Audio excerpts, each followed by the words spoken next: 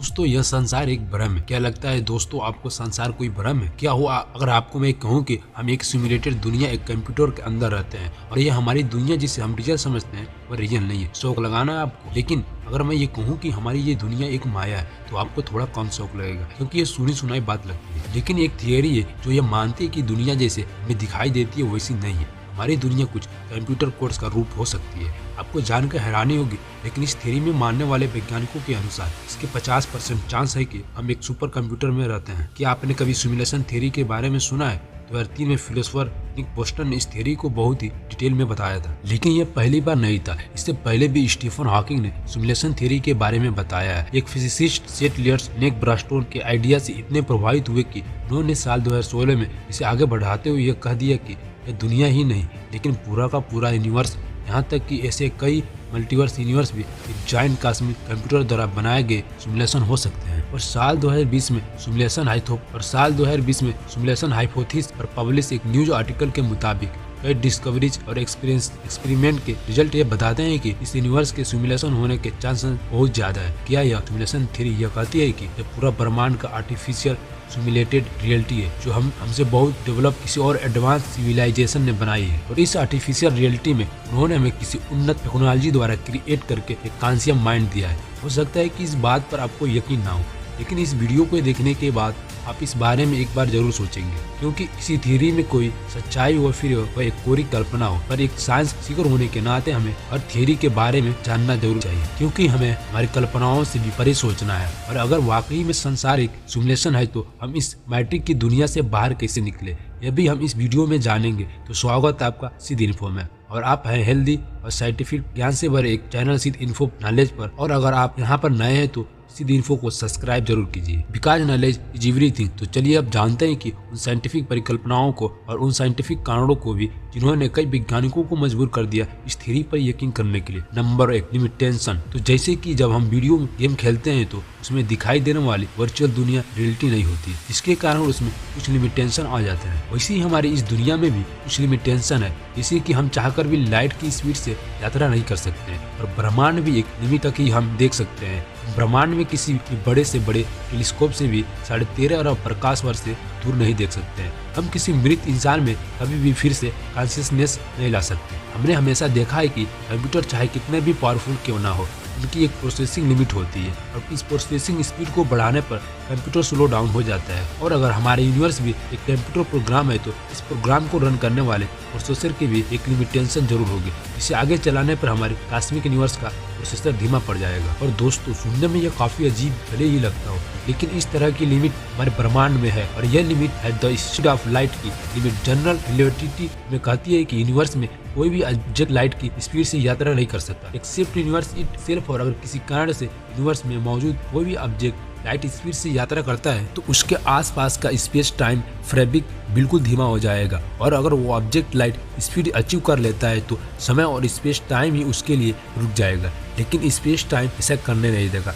Space time लगातार ये observe करेगा कि संसार की कोई भी भौतिकीय चीज लाइट स्पीड को अचीव ना कर पाए। यानी कि हो सकता है कि इस यूनिवर्स को बनाने वाला cosmic programming computer light speed से चलने पर स्लो हो जाता है, वो उसका अल्टीमेट बेंचमार्क हो, और इस अल्टीमेट बेंचमार्क में ज्यादा तेज चलने की इस प्रोग्रामिंग में कैपेबिलिटी ही ना हो। Number 2, Elon Musk argument. दुनिया के सबसे अमीर इंसानों में से एक और दुनिया के सबसे बुद्धिजीवी व्यक्तियों में से एक एलन मस्क का ये आर्गुमेंट है कि आज से 40 साल पहले कंप्यूटर सिमुलेशन की दुनिया में सिर्फ एक डॉट और ट्रायंगल वाला गेम ही है डेवलप हुआ था, और महज 3540 सालों में टेक्नोलॉजी इतनी आगे बढ़ चुकी है कि हमारी दुनिया आज रियलिस्ट दिखने वाले गेम्स हैं, और इन गेमों को एक साथ एक समय पे हजारों लोग खेल सकते हैं, और इन गेमों के अंदर हजारों सिमुलेशन की पैड्स बनती है। और ऐसे में एआई के जरिए यह दिन दूर नहीं है जब हमारी दुनिया के जैसा ही एक दिखने वाला एक सिमुलेटिंग वर्ल्ड बना देगा, जो होगा तो एक गेम की ही, लेकिन हम जिसमें खुद की मेमोरी को डालकर एक अवतार बनाकर एंटर कर सकेंगे। और पॉसिबल है कि आने वाले भविष्य में हम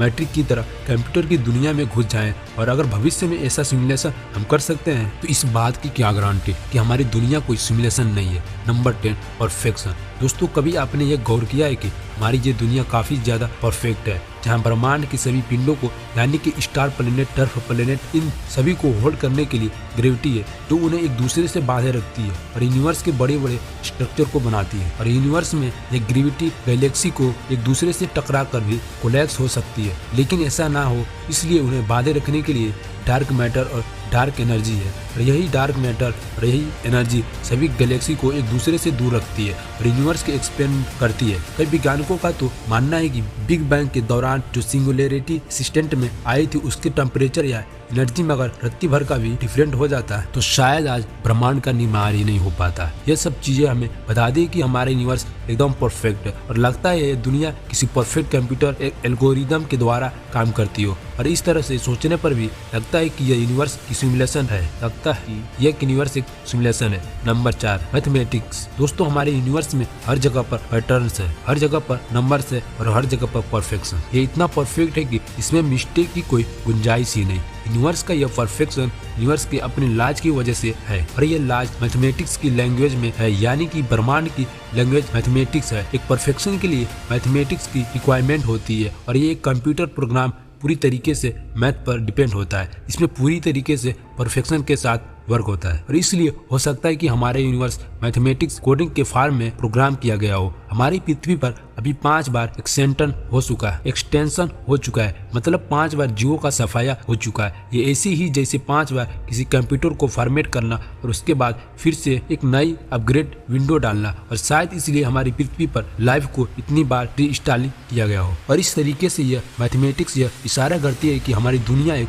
कंप्यूटर प्रोग्राम हो। Number 5, electron waves behaviour. दोस्तों हमारी इस दुनिया में इलेक्ट्रॉन वियर्डली बिहेव करती है और यह इलेक्ट्रॉन का एक बिहेवियर है जो इस बात की ओर इशारा करता है कि हमारी दुनिया किसी प्रोग्रामिंग का हिस्सा है। और यह बिहेवियर है इलेक्ट्रॉन का ड्यूज नेचर। और आपने डबल स्लिट एक्सपेरिमेंट के बारे में पढ़ा है तो आपको पता होगा कि एक इलेक्ट्रॉन पर पार्टिकल और एक वेव दोनों की तरह बिहेव करता है। दोस्तों या तो कोई चीव वेव होनी चाहिए या तो पार्टिकल, लेकिन वो तो दोनों की तरह बिहेव करता है। चलिए ये भी ठीक है, इलेक्ट्रॉन भले ही वेव और पार्टिकल की तरफ बिहेव करता है, लेकिन प्रॉब्लम तब खड़ी होती है जब हम उसे एब्जॉर्ब करते हैं। जब दोस्तों वैज्ञानिकों ने डबल स्लिट एक्सपेरिमेंट किया तब उन्होंने देखा कि एक इलेक्ट्रॉन वेव की पैटर्न पर बनाता है, यानी कि वेव की तरह बिहेव करता है। लेकिन उसी सेम एक्सपेरिमेंट को जब किसी एब्जॉर्ब के कंट्रोल में यानी कि अंडर ऑब्जर्वेशन प्रयोग किया गया तो इलेक्ट्रॉन के एक पार्टिकल की तरह पैटर्न बनाया। तो अब सवाल यह है कि इलेक्ट्रॉन को यह पता चल जाता है कि हम इंसान उसे एब्जर्व कर रहे हैं, क्योंकि हम जब इलेक्ट्रॉन को एब्जर्व नहीं करते हैं तब वो हमेशा प्रयोग में एक वेव की तरह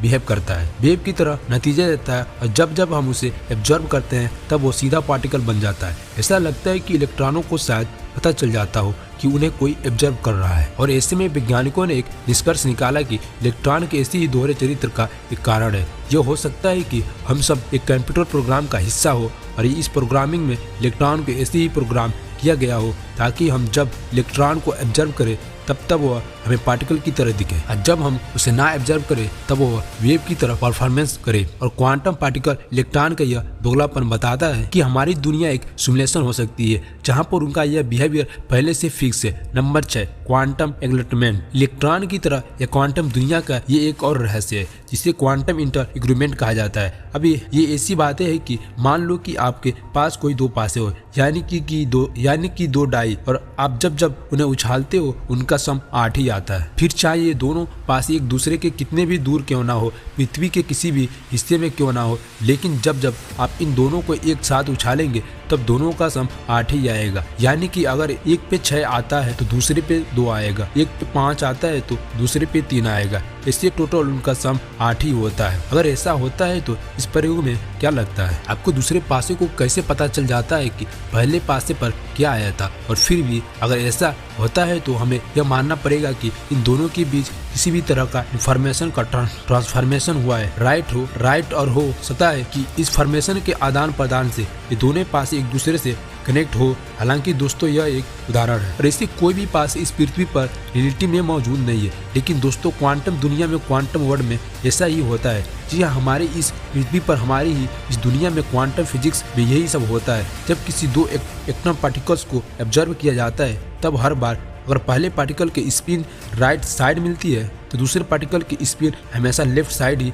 मिलेगी। चाहे दूसरे पार्टिकल को पहले पार्टिकल से कितना भी दूर ब्रह्मांड में क्यों न ले जाया जाए गया हो। और अब अगर मान लो कि इनके बीच किसी इंफॉर्मेशन का ट्रांसफर होता है तो एक बात माननी पड़ेगी कि इंफॉर्मेशन का यह ट्रांसफॉर्मेशन लाइट की स्पीड से ज्यादा तेज गति नहीं करती। और ये ऐसे क्वांटम एग्रीमेंट यह इशारा करता है कि हो सकता है कि हमारी दुनिया एक सिमुलेशन है, क्योंकि ये इंफॉर्मेशन का ट्रांसफर किसी विशाल एडवांस कंप्यूटर के अंदर तक ही सीमित है, जहां पर स्पीड ऑफ लाइट को वायलेट नहीं हो रहा है। और ऐसे में यह पॉसिबल है कि यह दुनिया एक कंप्यूटर प्रोग्राम है। Number 7, alien life. दोस्तों, ब्रह्मांड बहुत बड़ा है और इस बड़े ब्रह्मांड में असंख्य गैलेक्सियां हैं। सिर्फ हमारी गैलेक्सी मिल्की वे की बात करें तो ओनली मिल्की वे में ही 10 अरब से ज्यादा तारे हैं और इसमें अरबों तारे ऐसे हैं जो हैबिटेबल जोन में आते हैं, जहां पर जीवन पनपने की बहुत ज्यादा गुंजाइश है। हम हमारी गैलेक्सी के बाहर ना जाए तो भी कई सारी जगह पर पृथ्वी के अलावा जीवन होना चाहिए था। तो सोचिए हमारे ब्रह्मांड में तो कितनी जगह पर जीवन हो सकता है। लेकिन सासे ही रही खोजबीन के बावजूद भी हमें ब्रह्मांड में कहीं और जीवन नजर नहीं आ रहा है। आखिर में हमारी पृथ्वी के अलावा कहीं और जीवन क्यों नहीं मिला? इसका जवाब ये सिमुलेशन हाइपोथेसिस दे सकती है। हो सकता है कि यह यूनिवर्स को ऐसे ही डिजाइन किया गया हो कि इसमें अन्य ग्रहों पर जीवन हो, लेकिन किसी भी तरह उसमें ऑब्जर्व नहीं कर सकते। फिर उन सभी अन्य ग्रहों का जीवन एक पैरेलल यूनिवर्स यानी कि एक दूसरे कंप्यूटर प्रोग्राम में चल रहा हो और हमारे जीवन किसी अलग कंप्यूटर प्रोग्राम का हिस्सा हो, और जिस वजह से हम चाहकर भी आज तक दूसरे प्रोग्राम से या दूसरे जीवों से संपर्क नहीं कर पाए हो। और इस तरीके से इस आर्गुमेंट से भी यही लगता है कि हमारा यह ब्रह्मांड कंप्यूटर प्रोग्राम हो सकता है। दोस्तों, इस वीडियो में हमने आपको सिमुलेशन की दुनिया को साबित करने वाले सिर्फ 7 कारण ही बताए, लेकिन वैज्ञानिकों के पास ऐसे कई कारण मौजूद हो सकता है कि हमारा संसार रियल हो। लेकिन अगर हमारा संसार सिमुलेशन है तो या और अगर ऐसा है तो हम इस सिमुलेशन से बाहर कैसे निकल सकते हैं? तो दोस्तों, इस मैट्रिक की दुनिया से बाहर निकलने के लिए हमें उस प्रोग्रामिंग लैंग्वेज को समझना पड़ेगा और उसे समझकर हमें कुछ ऐसे प्रोग्राम बनाने पड़ेंगे जिनसे हम इस पूरे संसार को चलाने वाली उस हायर सिविलाइजेशन के साथ संपर्क कर पाए, बातचीत कर पाए।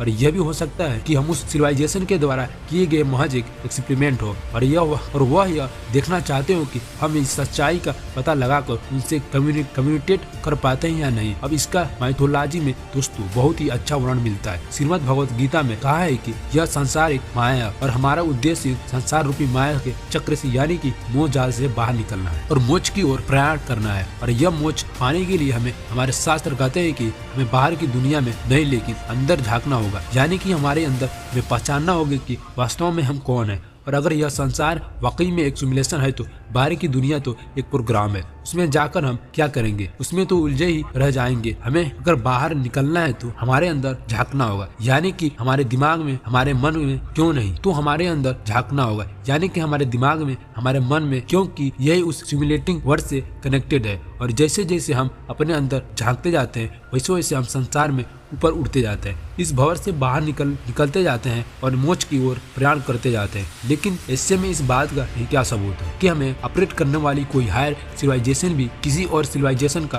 कोड ना हो और यहाँ जाकर एक इन्फिनिटी का भंवर शुरू होता है, इसका कोई अंत नहीं है। और हो सकता है कि ये एक कभी ना खत्म होने वाली चैन की तरह चलता जाए और हम भविष्य में एडवांस होकर ऐसे ही कई सिमुलेटर रियलिटी बनाकर उस रियलिटी में हमारी तरह कॉन्शियसनेस क्रिएट करके उसे शायद कंट्रोल कर पाएंगे। तो आपको क्या लगता है दोस्तों, ये सिमुलेशन थ्योरी कोई सच है या नहीं? हमें कमेंट बॉक्स में जरूर बताएं। अगर वीडियो अच्छा लगे तो लाइक करें, हो सके इतने शेयर करें, और अगर आप एक नए हैं तो अभी जुड़ जाए सीधे इन्फो नॉलेज के साथ, क्योंकि नॉलेज इज एवरीथिंग। अपना बहुत सारा ध्यान रखें। Have a wonderful day, take care.